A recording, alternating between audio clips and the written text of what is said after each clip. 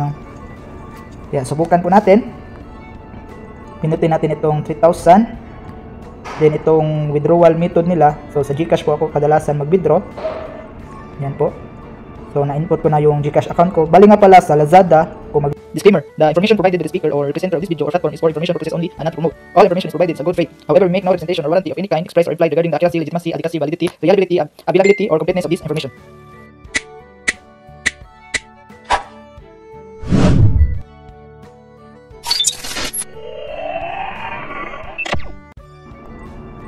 Hello guys, welcome back again to our channel. For today's video ay meron na naman tayong na-discover na isang free earning application na pwede natin pagkakitaan ng pera gamit ang ating mga e-wallet.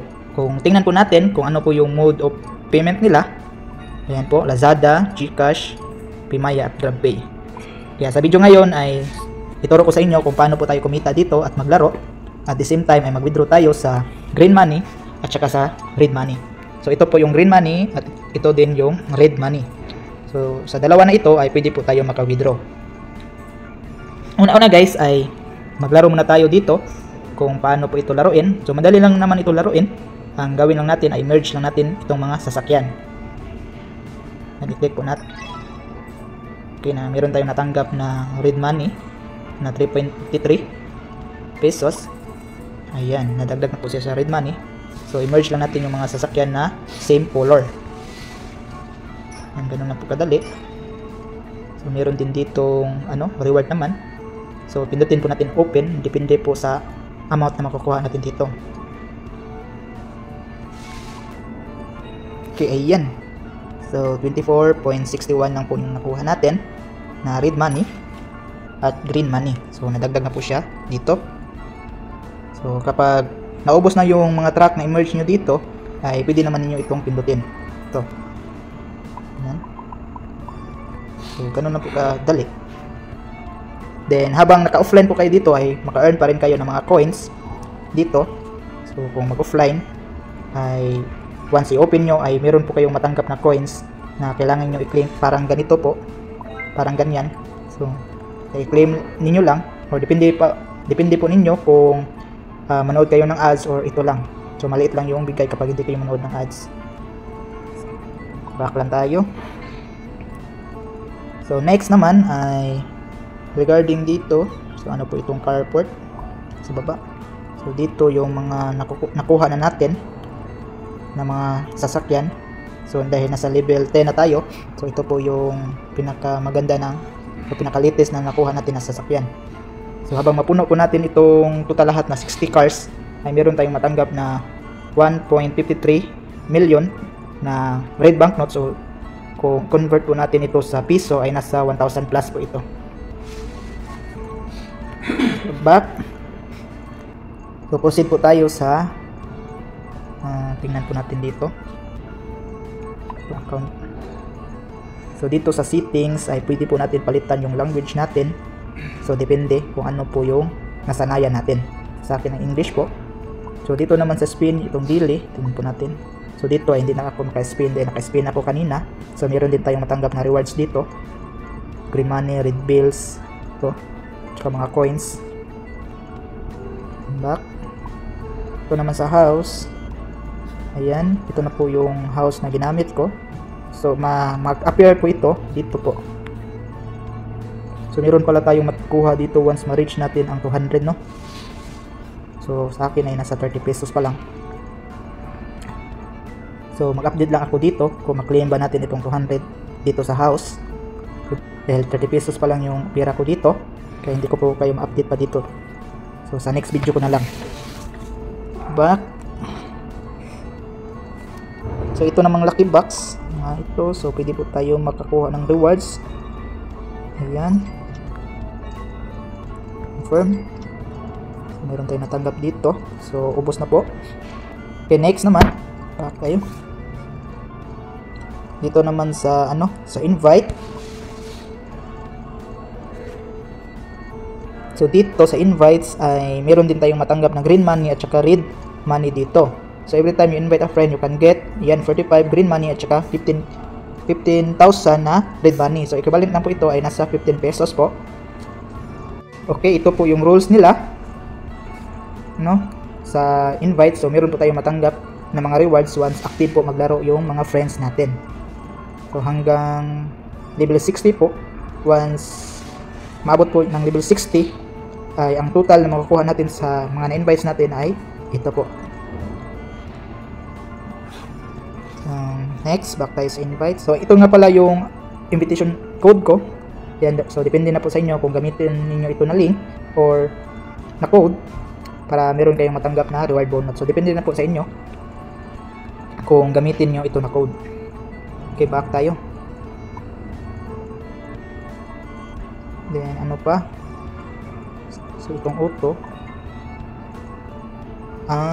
So pwede pala tayo mag-auto merge dito once gamitin natin ito.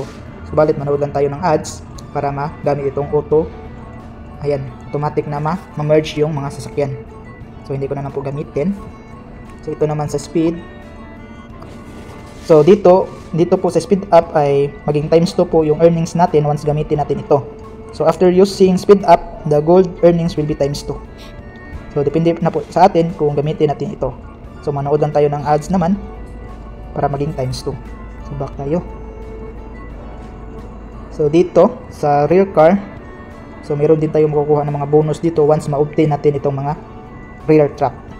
So maganda pala yung kitaan natin dito kahit walang puhunan ay pwede tayong kumita dito.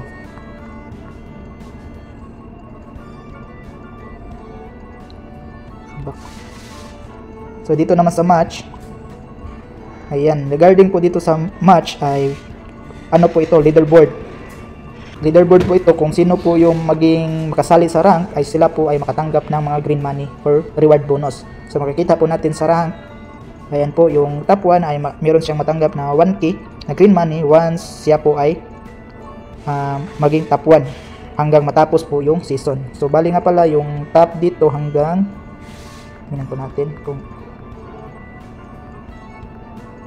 so hanggang 100 po, top 100 po ang makatanggap ng reward dito. So back tayo. So ito po ay season 1 pa lang po. Yan, season 1. So ang previous ay hindi pa tayo makakita sa previous dahil nasa season 1 pa lang tayo. Dahil bago pa lang ito na application. At wala pa tayong na-receive na bonus dito dahil season 1 pa nga lang. So how to play? So mababasa lang po natin dito. So kayo na lang po ang magbasa once malaro na ninyo ito na application. So yan po. So season, rank, bonus, settlement. So kayo na lang po ang magbasa dito dahil madali lang po ito maintindihan. Okay, back. Okay, wala na atang akong nalaktawan patungkol dito kung paano po tayo kumita ng coins or maka-earn sa application. So ang pinaka-exciting part na lang natin ay ang pag-withdraw, kung ito po ba ay legit. So dito muna tayo sa red banknotes or red bill. Ayan, red cash. Dito sa R cash o red cash. So dito ay meron akong balance na 1,000. So kung tingnan po natin dito sa note ay meron akong na-withdraw dito na 224.69 pesos at na-receive ko na po ito sa GCash. So back lang tayo. So kayo na lang din ang magbasa sa cash out rules dito. Hindi na lang ako mag-withdraw dito sa red cash dahil meron na akong na-withdraw dito. Ang i-withdraw ko na lang ay itong nasa green money dahil ito po yung kadalasang question or tanong ng karamihan kung wala bang kasunod or invites or task or other condition itong green money. So malalaman po yan natin ngayon dahil tingnan po natin itong notes. Ayan, sa red bill pa lang ako naka-withdraw. So subukan po natin na mag-withdraw dito sa green money o green cash ng 3,000. So meron pong note dito. Yan o, meron pong note dito. So you can increase your exchange rate by any of the following methods. So sa method 1 po ay the higher the grade of the card, the higher the exchange ratio will be. So optional lang po ang pag-invite dito dahil ang sabi nga ay any of the following. So depende na po natin kung mag-invites po tayo. Ayan, itong method 2 ay sa pag-invites po ito. At ito namang method 1 ay galing po ito sa paglalaro natin. Ayan, depende na po sa level na maabot natin. So meron po exchange rate dito. Ayan, kung maabot tayo ng level 60, 100% po ng green money natin ay wala na pong kaltas. So ang ibig sabihin na exchange rate ay kung ano po yung nakuha nyo dito na green money at ano po yung level niyo ay hindi po sila magkakatulad. Maliban na lang po kung maging 100% na po yung exchange rate niyo dito, kung ano po yung cash nyo dito ay ganun din yung cashable. No? Yan, subukan po natin. Pinutin natin itong 3,000. Then itong withdrawal method nila. So sa GCash po ako kadalasan mag-withdraw. Yan po. So na-input ko na yung GCash account ko. Bali nga pala sa Lazada, kung mag-withdraw po tayo, may charge fee po siya na 1%, ay 1.5%. At saka sa GCash, Pimaya at GrabPay ay may charge fee po siya. Taga-withdraw natin ng 20 pesos. Kaya subukan po natin. Pindutin itong 3K. Then select cash out. Okay, your transaction forms are sent to the system. Your payout account will be received the transfer within 3 working days. Please be patient, enjoy the games. Confirm. So tingnan po natin dito. Ayan po. Waiting na lang tayo sa 3,000. Pero sure po ako na legit po ito na application. At i-update ko na lang po kayo sa susunod ko na video kung ma-receive na po itong 3,000. Dahil ang rules po dito ay nasa 1 hour. So 1 hour po yung ano dito. If the cash out amount is large or under special circumstances, it will be also reviewed and credited within 1 to 3 working days. So kung katulad nito ay malaki po yung withdraw natin, ay baka nasa 1 to 3 working days po ang review sa pag-withdraw natin or kailan natin ma-receive. So I know na legit po ito na application. Wala na ata akong nalaktawan. So sana meron kayong natutunan sa simple tutorial na ito. God bless. Visit us my YouTube channel, Juni Agatano, and click subscribe and notification bell to keep you updated on my videos. The videos I upload about personal blog and finance. Thank you so much and God bless.